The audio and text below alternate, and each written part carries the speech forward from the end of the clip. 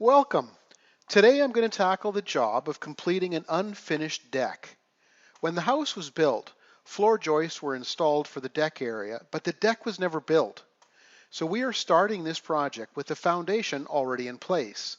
What I'm going to do is install posts, flooring, a wall for additional protection from wind or rain, a massive window installed in the wall.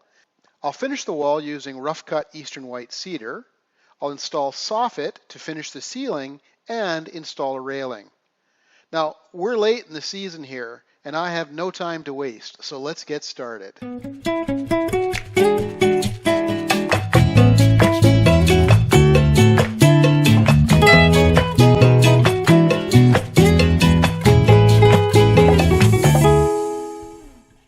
All jobs start with planning, followed by material acquisition. So here's what I'm starting with. The first thing I'm going to do is install the posts. I did not make the posts. They're pressure-treated wood V-groove posts purchased from Home Depot, $29 each. It was a fairly quick job to cut them to length and bolt them in place. With the posts installed, I can now install the floor.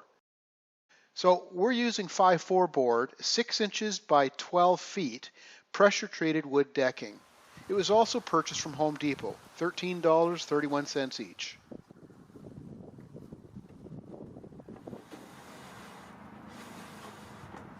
This was a very straightforward job, just ensuring that I stagger the joints. I used a framing nail as a spacer, screwed the boards to the floor joists, and pre-drilled all the screw holes.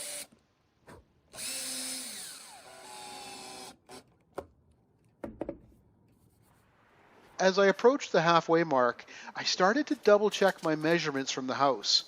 As you get closer to the house, you want to ensure that you remain parallel. So it is necessary to make minute adjustments to the spacing between the boards to ensure that we end up parallel to the house. Here I'm using a drywall sanding screen to smooth over the cut edges. All cut edges are protected with wood preservative.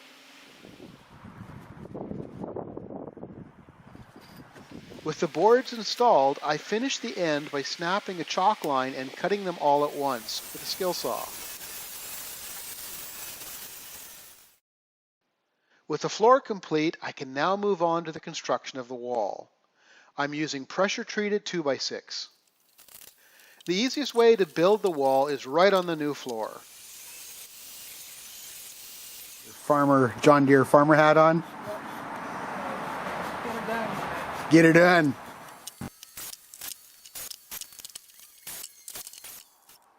Here I'm installing a safety stop. When we tip the wall upright, I want to ensure that it stops in the upright position and doesn't keep going. I'll get on the side, this side.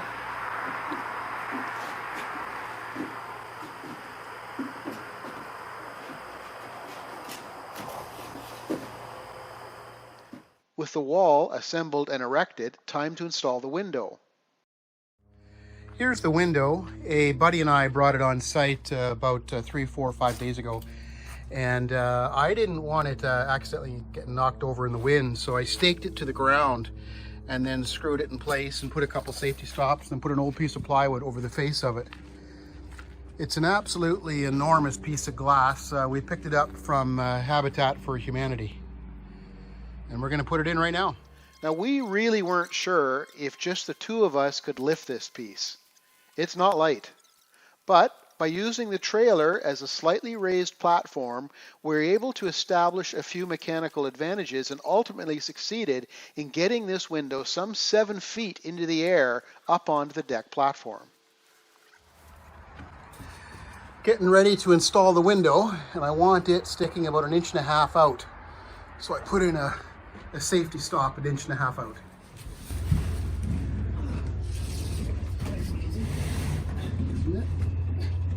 Hands on the weight. Are we fitting on your side? Yes. How about you? Yeah, I'm in so far. About like an inch, maybe.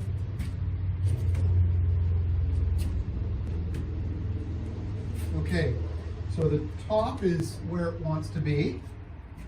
Oh, it's already part of it. I'm going to get around the other side and see what we're dealing with.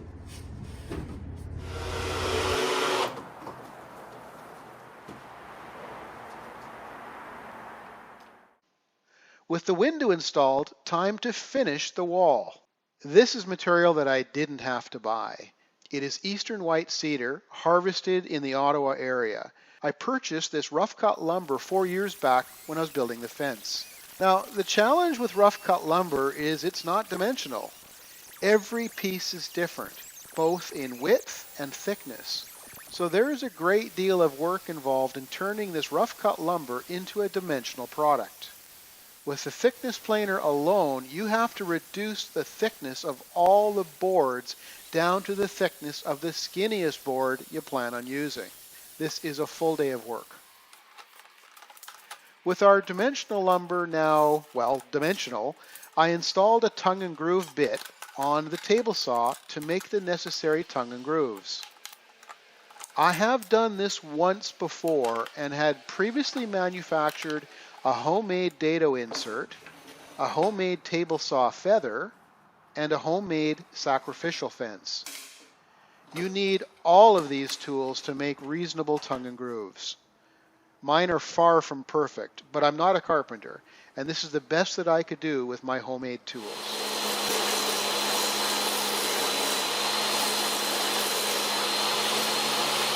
The feathers do a great job in keeping the material pressed against the fence.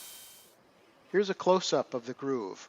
Not perfect, but okay, considering the tools I'm using. Finished with the groove, time to make the tongue, switching over to the new bit.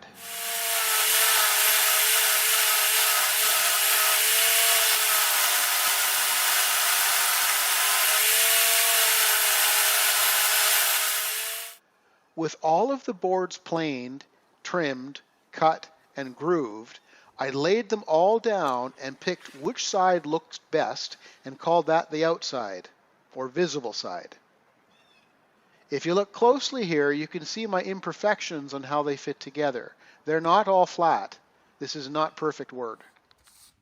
We used 2 coats of mini wax polyshades pecan to finish the cedar.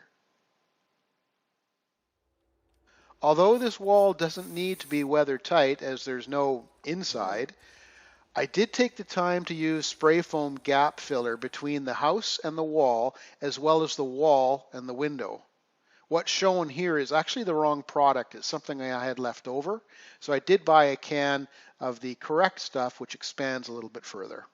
I'm just starting to put the cedar boards on, so I thought I would just take a minute and just show you that videos make everything look easier than they are, and I just wanted to show you that I am working with some real issues here. Get this board out of the way. Take a look at this here. Look how twisted this is. This beam, beam's the wrong word, post. This post, of course, has been sitting here for 5 years, and it's twisted by at least 3/4 of an inch. So when I put the boards on, the floorboards on, I accommodated for that to make it look neat and tight. The challenge, of course, is on this side. Look at this, right here. This is sticking out. Oh gosh, that's got to be between 5/8 and 3/4 of an inch. So I cut the floor again to accommodate it, but in order to get the board in, and I've left this approximately 3/4 of an inch out, in order to put the 3/4 inch cedar in here, I've had to chisel all of this away. And I've used a number of tools. I started with using a skill saw running down the side, and then I did a chisel, whatever this thing's called. Oh dear. Cut-off saw for cutting in at the bottom, and a number of chisels, a hand planer, and so forth. So this looks all ugly as you can imagine, but it's going to be covered, and I'll treat the wood prior to covering it up. But sometimes you have to do these kind of things, especially when you're dealing with wood that's been sitting around for 4 or 5 years and had an opportunity to twist and warp. So I'm just going to start putting the boards on right now.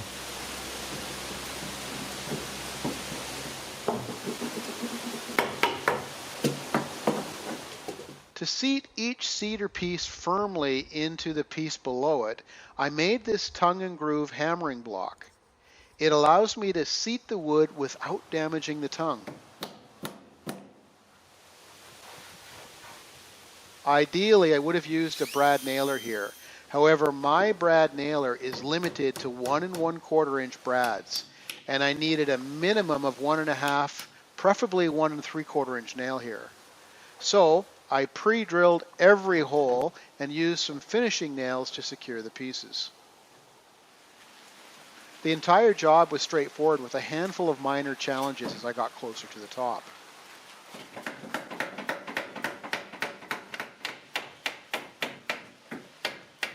So I have one piece left right at the top, and that's always a bit of a tricky piece. So this is the piece here. It's really more of a trim. If you look at the back side here, you'll notice I've cut off about 2/3 of the U-channel, and then I've cut a 45 on this side to aid in the installation. And this will only be held up with brads. So it's going up next. Right up against that wall there. And angle. There we go, like that.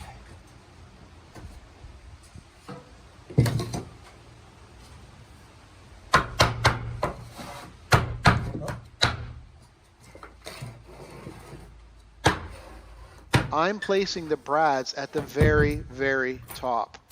They will later be hidden by the J-channel that I'll be installing for the soffit ceiling. The outside went just as quick as the inside, with the exception at the top. Since the soffit isn't structural, I had to install a pressure block to push against to ensure the second last piece was well seated in its groove. You can see it here. It's just a small piece of spruce screwed to the wall.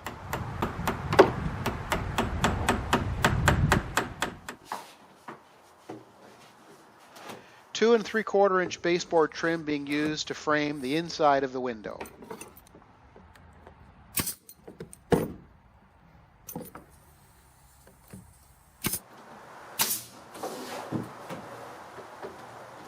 Well, my joints aren't perfect. I've got to do a little bit of work. Some white caulking, clean them up. This one here is probably the worst, but it'll clean up really well. A little bit of white caulking, you'll never see that. Just starting on the end cap of the post, I wanted to show you how twisted that that post is inside. Nice and straight at the top, and fairly twisted at the bottom. Anyway, it'll be all covered up here shortly. So we looked at a couple of ways to finish the end of this wall. In the end, I used the same cedar but run vertically, and then chose to make trim pieces rather than buy them. Again, back to the table saw with another jig to keep the piece secure and my fingers safe. This works surprisingly well. Here's a close-up from the other side. Then back to the thickness planer to reduce the thickness of the wood to somewhere around 3/16 of an inch. I think it looks quite smart. The staining isn't finished yet. I did the last coat of stain with the pieces in place. With the wall complete, time to wrap or cover the large wooden beam. Once again, I'm back using previously purchased material. This is not fascia. This is leftover galvanized valley flashing, dark brown in color. My plan is to paint the back side of this material and use it as fascia. Which one's painted? These three. Okay. It's gonna look. Can't tell? It's gonna look just fine. Yeah. The paint's good? Yeah. Wow. That looks kind of cool.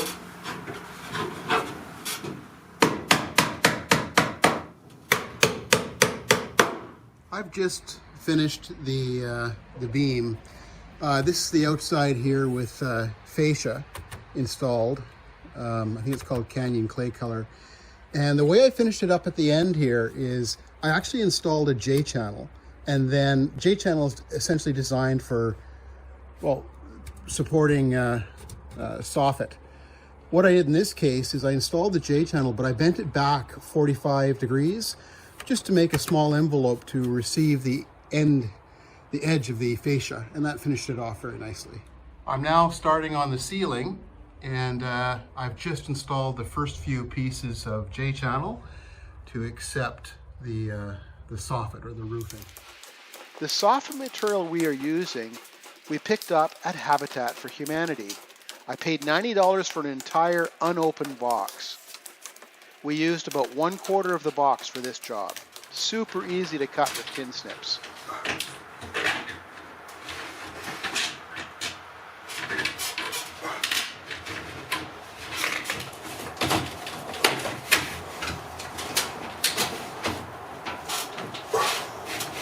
That is so cool.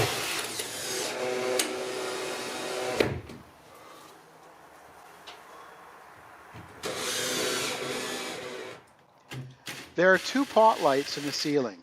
I started by cutting out a small hole with a hole saw and then finished the rough edges with a Dremel tool.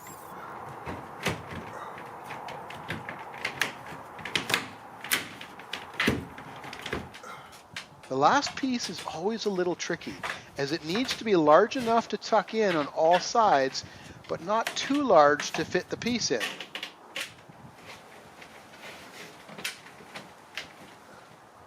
Once in place, I used a single finishing nail to keep this piece from moving. With the ceiling finished, I can now move on to the very last task, and that is installing the railing. The railing we used is from Home Depot. It is a pre-drilled wood railing kit with powder-coated galvanized steel balusters. The balusters were a little longer than what we wanted, so I set up a stop and cut them to length with a chop saw.